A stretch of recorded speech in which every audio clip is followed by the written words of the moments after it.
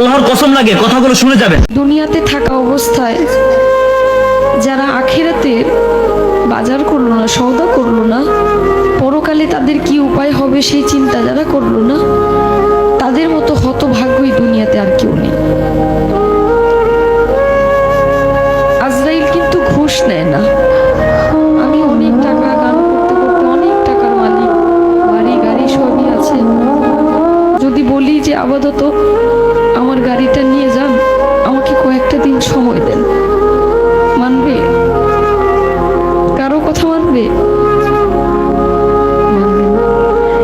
মৃত্যুর কথা যে মানুষ দিনে 5 বার স্মরণ করে, সে কোনো ভুল কাজ করতে পারে না। একবার স্মরণ করে দেখেন, আপনি মরে গেলে আপনার সঙ্গে কে যাবে? আপনি মরে যাওয়ার সঙ্গে সঙ্গে সকল কিছু ভাগাভাগি হয়ে যাবে। আপনি মরার সঙ্গে সঙ্গে আপনার ব্যাংকে কি আছে সেটা নিয়ে আপনার সন্তান, আত্মীয় স্বজন সবাই একটা হইচই লাগাই দিবে, কিন্তু আপনি যে কোথায় যাবেন সেই চিন্তাটা কেউ করবে না। মৃত্যুর কথা যখন স্মরণ হয়, নিজের কাছে খুব অপরাধী মনে হয় যে আজরাইলের সামনে কি জবাব দেব, কি বলবো সেদিন, কি বলার আছে আমার।